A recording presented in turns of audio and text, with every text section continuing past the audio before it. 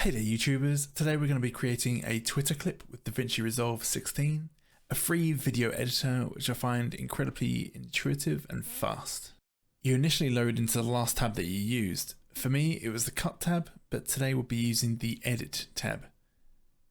Here you'll find the media pool where you can load your video, images and audio, or whatever you need for the video you're creating. Before you do this, you'll want to change your preferences as Twitter only allows up to 40 FPS, and if you're recording gameplay footage, it's likely you've been recording at 60 FPS. So change your preferences first and then import your recordings.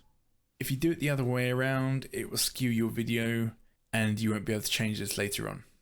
So you've changed your preferences and imported the video, you're good to go. Once you have dragged your video onto your timeline, you'll want to do your first pass through. This means you get a kind of sloppy edit of the video you want and discard the rest. In this case, I have a 3-hour video and want about a minute's worth from it. So make sure your timeline is on the area you want to cut and select the blade edit tool. If you have the magnet or snapping tool selected, this will cut exactly where your timeline is. Delete the excess video from your timeline. Your video will still exist in the original file should you want to use it later, but for this clip we don't need it. On to the second pass through. Here we want to be a little bit more exact. Drag the timeline around so you get a good feel of where you want to begin. If people are talking, then you won't want to cut mid-sentence. Play it forwards and backwards until you have a good position, cut and discard the rest. Do the same for the ending. Twitter allows a maximum of 2 minutes and 20 seconds for video, so you'll need to keep it under that, but otherwise you're good to go. Now we have a clean clip from start to finish. This would be enough for Twitch, but we have a video editor and can be a little bit more creative. Twitter autoplays videos, so we have the opportunity to make an animated thumbnail on this video.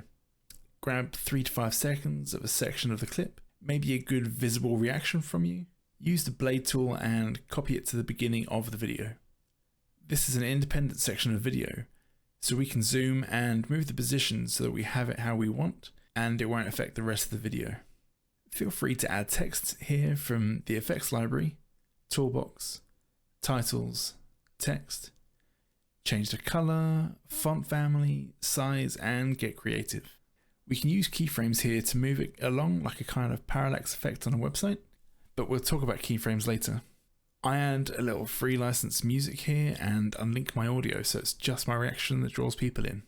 So we have our clip. Now a good idea is to meme up your action in the actual video. So here we'll talk about keyframes. Go to the position of your video we want to start the animation, click the diamonds that you want to change, then move to where you want the final position of the animation to be, click the diamonds again, and move those values to wherever you want them to be. My webcam is the same ratio as the video, so I don't need to crop it, but you may need to. I just zoom and move the XY position. This makes my camera full screen on the video. There's no further action on the gameplay, so I find this is a good position to leave it in.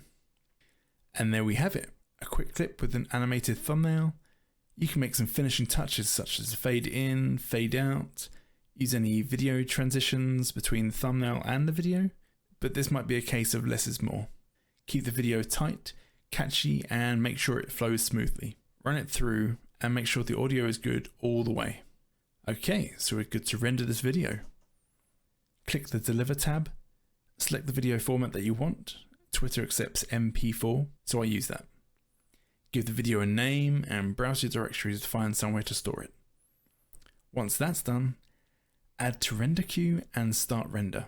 This may take a few minutes depending on your computer. Once it's completed rendering, check the video to make sure it's all right. If it's as expected, go ahead and tweet it out.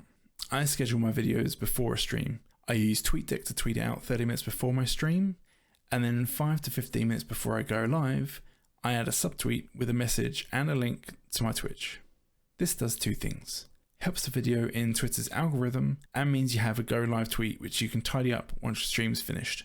This means the video will remain untouched and continue to get views. I hope that you've enjoyed this video. If you haven't already, please consider liking and subscribing for more tips, guides and advice.